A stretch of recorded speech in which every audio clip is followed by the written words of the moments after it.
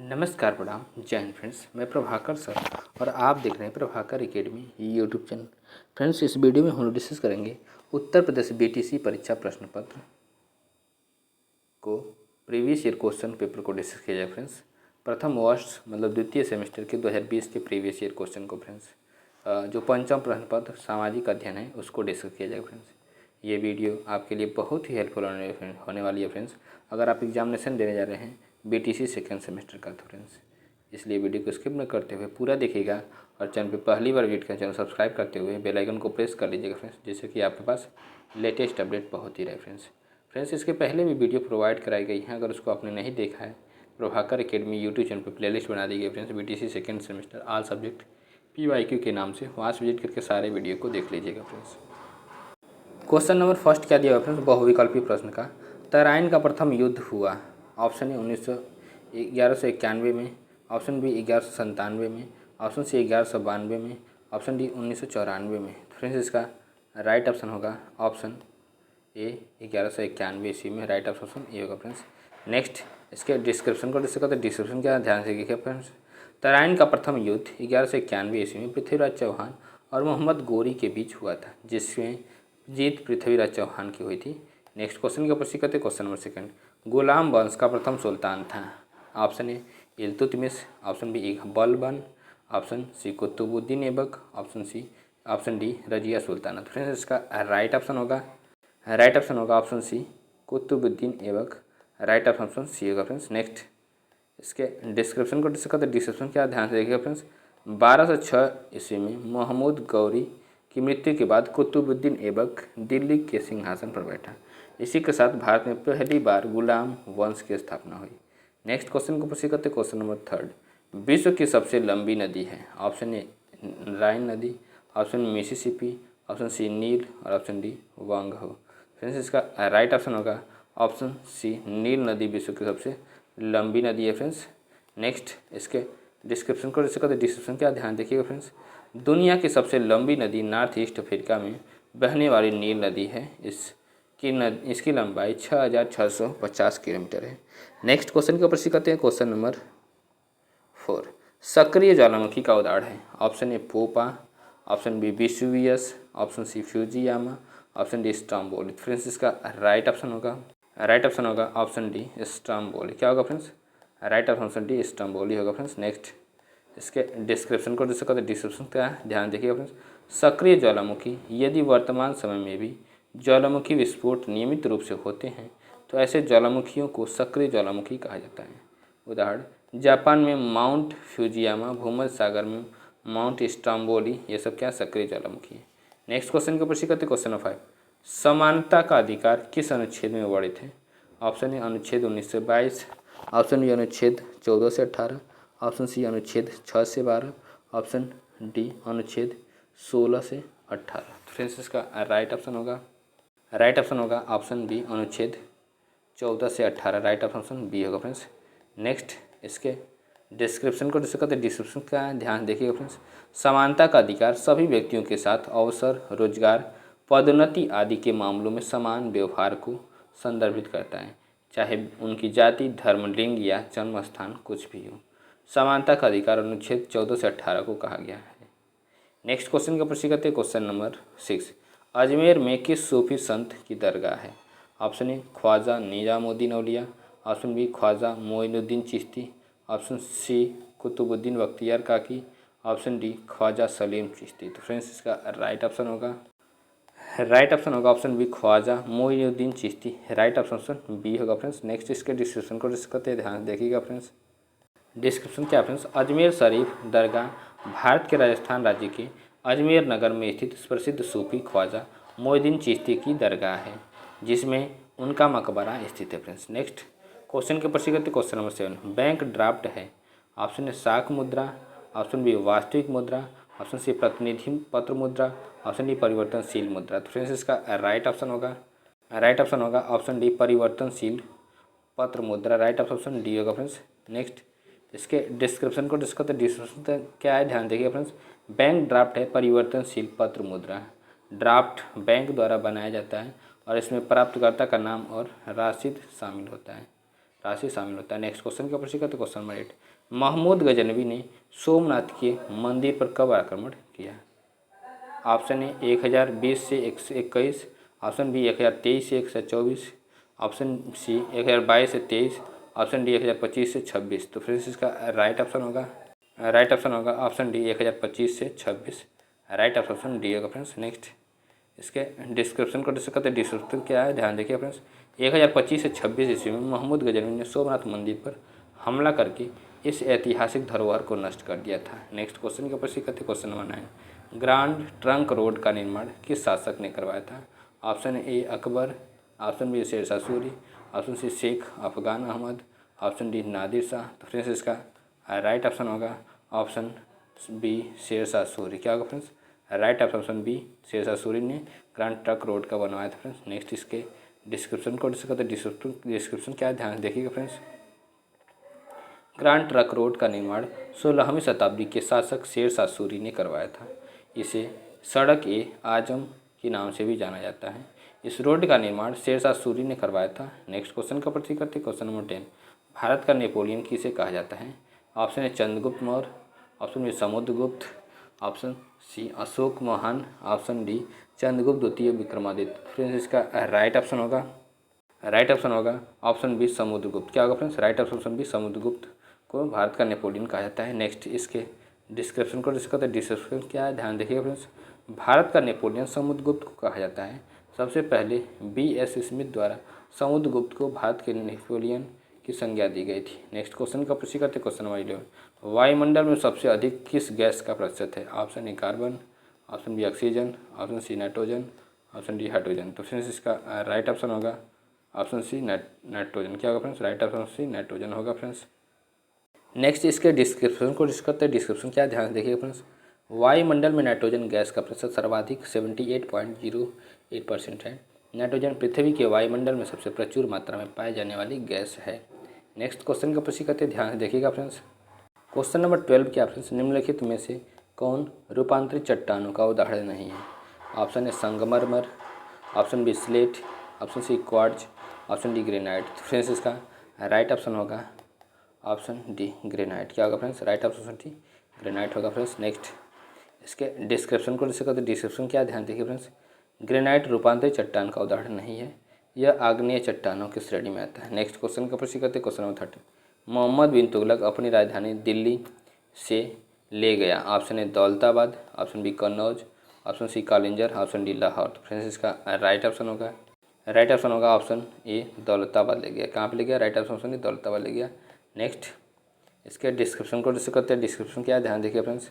मोहम्मद बिन तुगलक ने 1327 ईस्वी में अपनी राजधानी दिल्ली से देवगिरी में स्थानांतरित कर दी और इसका नाम बदल करके दौलताबाद कर दिया। नेक्स्ट क्वेश्चन के ऊपर सीखते क्वेश्चन नंबर 14 अश्व अक्षांश से संबंधित है। Option A 30 degree, option B 45 degree, option C 45 degree, option B 60 degree, option D 90 degree. तो फ्रेंड्स इसका राइट ऑप्शन होगा ऑप्शन ए 30 डिग्री अंशांश। राइट ऑप्शन ये होगा फ्रेंड्स। नेक्स्ट इसके डिस्क्रिप्शन को डिस्कस करते हैं। डिस्क्रिप्शन क्या है ध्यान देखिए फ्रेंड्स। अश्व अक्षांश भूमध्य रेखा के लगभग 30 डिग्री उत्तर और दक्षिण में स्थित क्षेत्र है। नेक्स्ट क्वेश्चन का प्रश्न करते क्वेश्चन नंबर 15 गल्फ स्ट्रीम है। ऑप्शन ए खाड़ी में एक नदी, ऑप्शन बी महासागरीय, ऑप्शन सी जेट स्ट्रीम्स का दूसरा नाम, ऑप्शन डी ध्रुवीय धारा। तो फ्रेंड्स इसका राइट ऑप्शन होगा ऑप्शन बी महासागरीय धारा। राइट ऑप्शन बी होगा फ्रेंड्स। नेक्स्ट इसके डिस्क्रिप्शन को डिस्कस करते हैं। डिस्क्रिप्शन क्या ध्यान देखिएगा फ्रेंड्स। गल्फ स्ट्रीम उत्तरी अटलांटिक महासागर में एक प्रमुख गर्म पानी का महासागर है। नेक्स्ट क्वेश्चन का प्रश्न करते हैं फ्रेंड्स। क्वेश्चन जो कि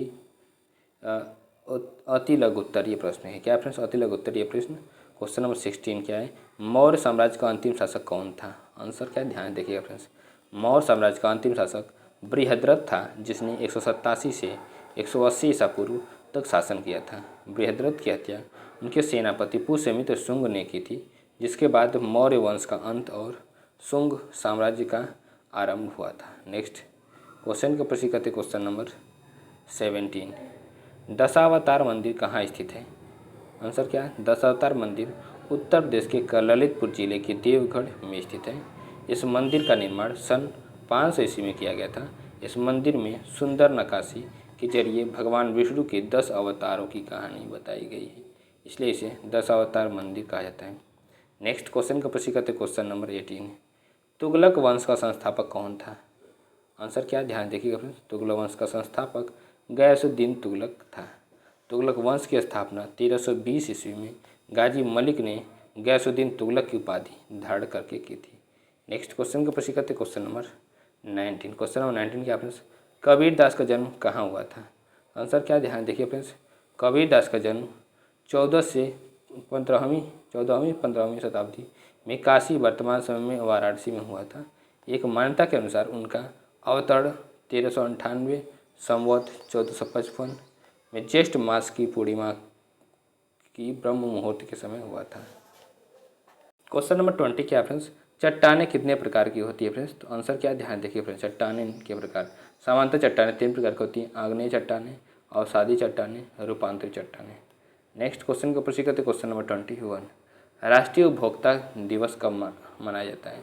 आंसर क्या, ध्यान देखिए। भारत में 24 दिसंबर को राष्ट्रीय उपभोक्ता दिवस के रूप में मनाया जाता है। सन 1986 ईस्वी में इस दिन उपभोक्ता संरक्षण अधिनियम विधेयक पास हुआ था।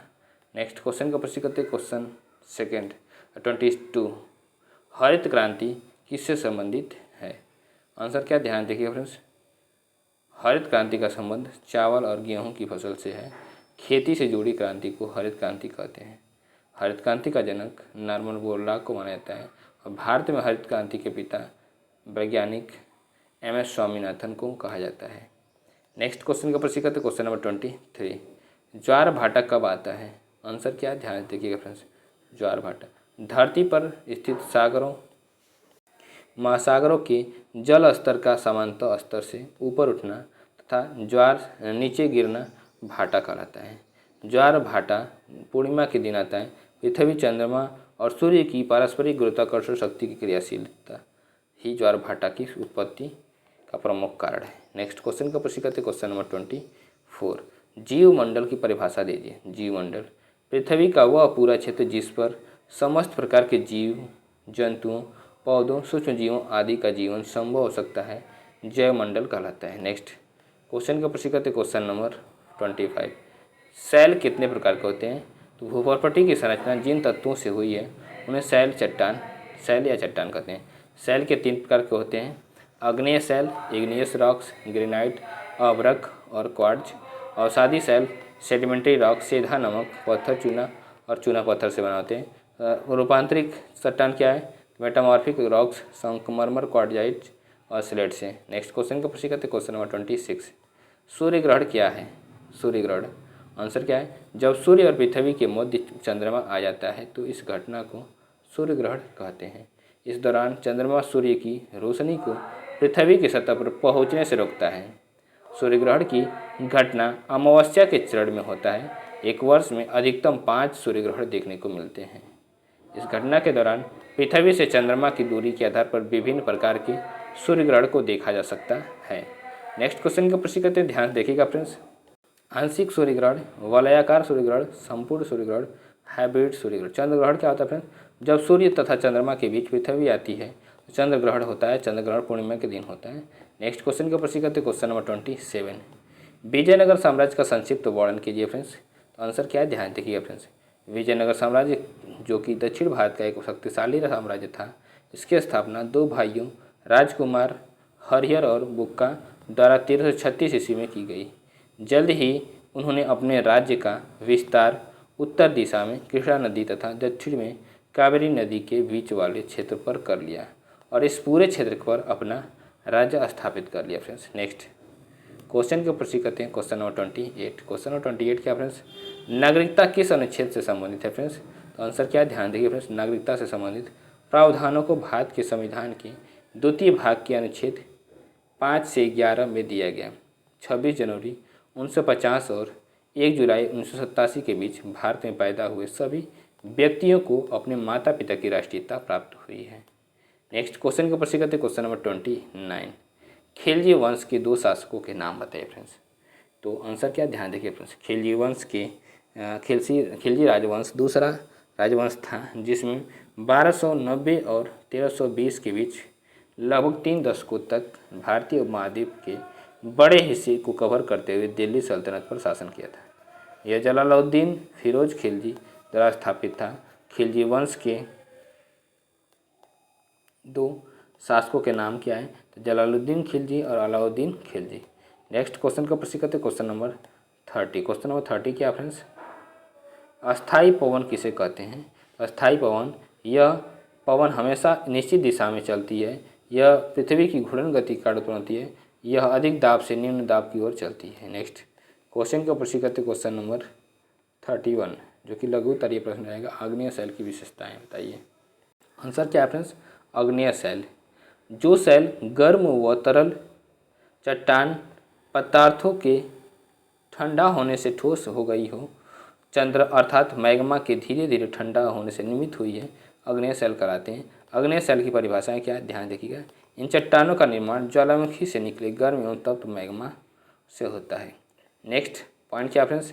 ये चट्टानें आर्थिक रूप से उपयोगी मानी जाती हैं। इन चट्टानों में लोहा, निकेल, तांबा और सीसा जस्ता, क्रोमाइट, मैग्नीज, सोना तथा प्लेटिनम आदि पाए जाते हैं। ये अत्यंत कठोर होती हैं और इनमें जल प्रवेश नहीं कर सकता है। जल का इन पर कोई प्रभाव नहीं पड़ता, परंतु ये विखंडन के कारण टूट जाती हैं। इन चट्टानों का स्वरूप कभी गोलाकार स्थिति में नहीं मिलता है। इन चट्टानों में जीवावशेष नहीं पाए जाते हैं, क्योंकि तप्त एवं तरल लावा इन्हें नष्ट कर देता है। यही इन शैलों की सबसे बड़ी विशेषता है। नेक्स्ट क्वेश्चन का प्रश्न करते, क्वेश्चन नंबर 32। हमारे मौलिक कर्तव्य कौन कौन से हैं? आंसर क्या है? ध्यान देंगे फ्रेंड्स। हम भारतीय संविधान के 11 मौलिक कर्तव्य हैं। एक एक करके हम इसके बारे में डिस्कस करते हैं। फर्स्ट क्या है? संविधान का पालन करते हुए राष्ट्रीय ध्वज और राष्ट्रगान का सम्मान। सेकेंड, स्वतंत्रता संग्राम के सिद्धांतों का पालन। थर्ड, भारत की संप्रभुता और अखंडता की रक्षा। और फोर्थ, जब आह्वान किया जाए देश की रक्षा करें और राष्ट्रीय कर्तव्य का प्रदान करें। नेक्स्ट 5 क्या है? भाईचारे की भावना। 6, मिश्रित संस्कृति को जीवित रखना। और 7 क्या है फ्रेंड्स? प्राकृतिक पर्यावरण की रक्षा करना, वैज्ञानिक सोच विकसित करना। और 9 नंबर क्या है? उत्कृष्टता के लिए प्रयास। 10 नंबर, सार्वजनिक संपत्ति को सुरक्षित रखना। और 11 क्या है? सभी माता पिता और अभिभावकों की जिम्मेदारी है कि वे अपने 6 से 14 वर्ष साल के बच्चों को स्कूल भेजें। नेक्स्ट क्वेश्चन के प्रश्न करते, क्वेश्चन नंबर 33। भारत में औद्योगिक विकास का संक्षेप में वर्णन कीजिए। भारत में औद्योगिक विकास का संक्षेप में वर्णन क्या है? ध्यान देखिएगा फ्रेंड्स। उद्योग आर्थिक विकास का आधार माना जाता है। इससे न केवल आधुनिकीकरण बल्कि द्वितीयक तथा तृतीयक क्षेत्र में रोजगार बढ़ाने में भी सहायता मिलती है। भारत में औद्योगिक विकास का संक्षेप में वर्णन इस प्रकार है। ध्यान से देखिएगा फ्रेंड्स। स्वतंत्रता पूर्व औद्योगिक विकास। प्राचीन काल में भारत ने कुटीर उद्योगों, शिल्पों तथा वाणिज्य के लिए विख्यात था। आधुनिक औद्योगिक युग के आगमन के पूर्व भारत में कुटीर तथा घरेलू उद्योग समुन्नत थे। और भारत में औपनिवेशिक काल में उद्योगों का पर्याप्त विकास नहीं हो पाया। आधुनिक उद्योगों की स्थापना का प्रथम सफल प्रयास 1854 ईस्वी में मुंबई में सूती वस्त्र बनाने और 1855 में रिसरा, कोलकाता के निकट में प्रथम जूट मिल कारखाने को स्थापित करके किया गया। वर्ष 1907 में जमशेदपुर में टाटा लौह इस्पात की कारखाने की स्थापना और से औद्योगिक विकास की नई दिशा मिली फ्रेंड्स। नेक्स्ट पॉइंट को प्रश्न करते, ध्यान से देखिएगा फ्रेंड्स। स्वतंत्रता पश्चात औद्योगिक विकास। 6 अप्रैल 1948 प्रथम औद्योगिक नीति की घोषणा की गई। नीति और निजी और सार्वजनिक क्षेत्र के लिए स्पष्ट क्षेत्रों का बंटवारा करने वाले इस पहली औद्योगिक नीति के द्वारा ही देश में मिश्रित एवं नियंत्रित अर्थव्यवस्था की नींव रखी गई। बाद में समय समय पर पंचवर्षीय योजनाओं में उद्योग क्षेत्र की वृद्धि दर नई औद्योगिक नीतियों की घोषणा केंद्र सरकार द्वारा की जाती रही, किंतु इस सब पर आधार 1956 की औद्योगिक नीतिक प्रस्ताव ही रहा है। क्वेश्चन नंबर 34 क्या फ्रेंड्स? दिन रात होने के कारणों पर प्रकाश डालिए। दिन रात कैसे होता है उसके पर प्रकाश डालिए। दिन रात होने का कारण क्या है? दिन और रात होने का कारण है पृथ्वी का अपने अक्ष पर घूर्णन गति करना।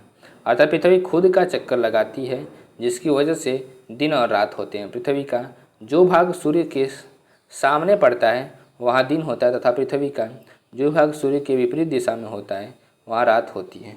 पृथ्वी अपने अक्ष पर पश्चिम से पूरब की ओर घूमती है। इसे दैनिक गति कहते हैं। इस घूर्णन पूरा करने के लिए एक घूर्णन पूरा करने में पृथ्वी 23 घंटे 56 मिनट 4 सेकंड का समय लेती है। संक्षेप में हम कह सकते हैं कि पृथ्वी की दैनिक गति की वजह से दिन रात होते हैं। नेक्स्ट क्वेश्चन का प्रश्न करते हैं, क्वेश्चन नंबर 35। अपक्षय एवं अपर्दन में स्पष्ट अंतर स्पष्ट कीजिए फ्रेंड्स। अपक्षय एक स्थैतिक क्रिया है जिसमें शैलों की अपने ही स्थान पर टूट फूट होती है। इसके विपरीत अपर्दन एक गतिशील क्रिया है जिसमें टूटी शैलों को उसके स्थान से हटा करके अन्यत्र ले जा करके निक्षेपित कर दिया जाता है। सेकंड क्या है, अपक्षय में वायुमंडल की शक्तियाँ जैसे तापमान, पाला, वर्षा आदि योग देते हैं। इसके विपरीत अपर्दन में धरातल के ऊपर सक्रिय बाह्यजात गतिशील साधन योग देते हैं।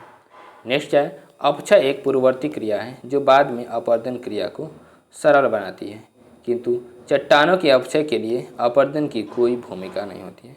दूसरे शब्दों में अपक्षय क्रिया अपर्दन पर निर्भर नहीं है। नेक्स्ट क्वेश्चन का प्रश्न करते, क्वेश्चन नंबर 36। पृथ्वी की आंतरिक संरचना स्पष्ट कीजिए। पृथ्वी की आंतरिक संरचना निम्नलिखित फ्रेंड्स। भूपर्पटी पृथ्वी का सबसे बाहरी ठोस भाग है। सिलिका और एल्युमिनियम प्रमुख घटक खनिज हैं, इसलिए इसे अक्सर सियाल कहा जाता है। भूपर्पटी भारी चट्टानों से बनी है जिसका घनत्व 3 ग्राम प्रति सेंटीमीटर क्यूब है। भूपर्पटी की मोटाई समुद्री और महाद्वीपीय क्षेत्रों के अनुसार भिन्न भिन्न होती है। नेक्स्ट अब बात करते हैं मेंटल के बारे में। मेंटल भूपर्पटी से परे आंतरिक भाग को मेंटल कहा जाता है। यह ठोस अवस्था में होता है। इसकी मोटाई 10 से 200 किलोमीटर होती है। एस्थेनोस्फीयर मेंटल का ऊपरी भाग है। यह मैग्मा का मुख्य स्रोत है जो ज्वालामुखी विस्फोट के दौरान सतह तक अपना रास्ता खोज लेता है। मेंटल के प्रमुख घटक तत्व सिलिकॉन और मैग्नीशियम है, इसलिए इसे सीमा भी कहा जाता है। क्रोड क्या फ्रेंड्स? मेंटल सीमा 29,000 किलोमीटर गहराई पर स्थित है। आंतरिक क्रोड ठोस अवस्था में है और जबकि बाहरी क्रोड तरल अवस्था में है।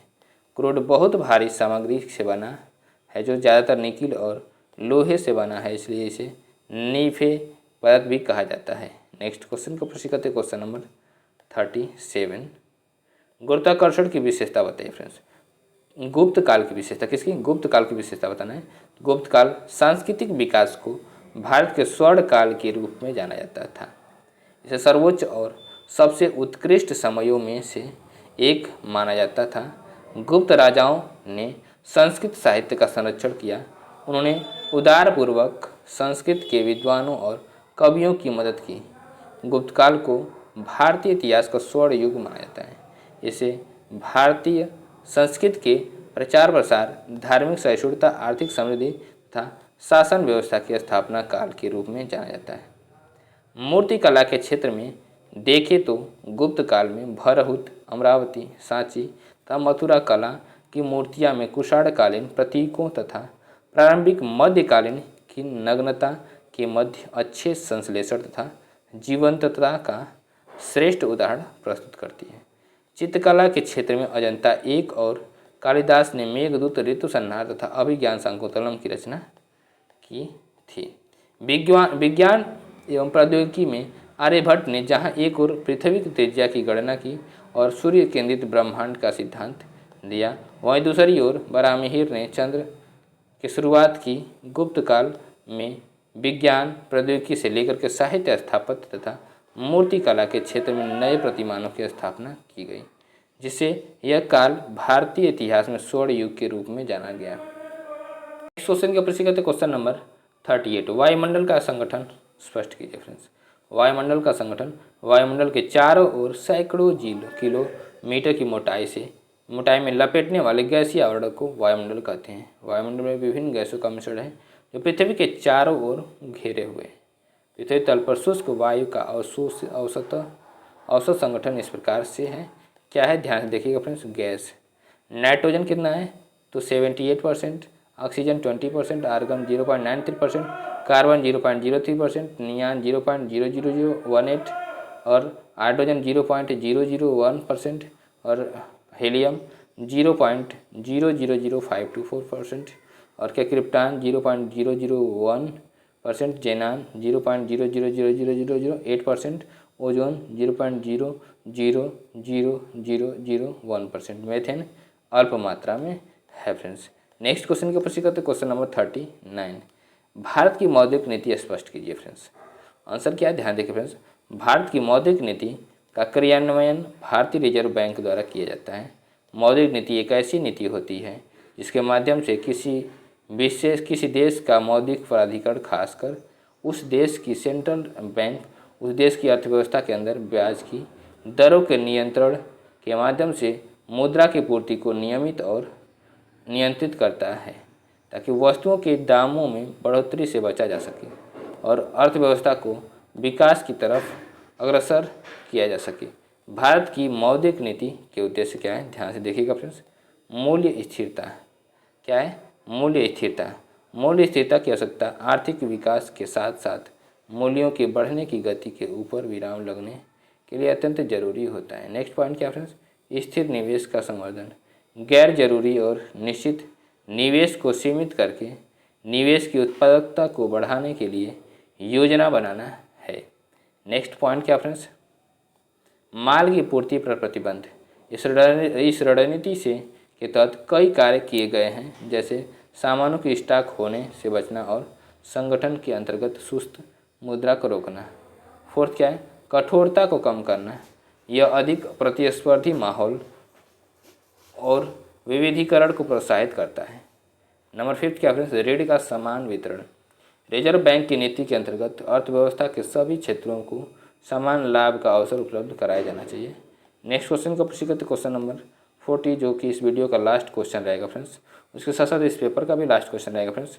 मंगोल आक्रमण एवं उसके प्रभाव स्पष्ट कीजिए। आंसर क्या है ध्यान देखिए फ्रेंड्स।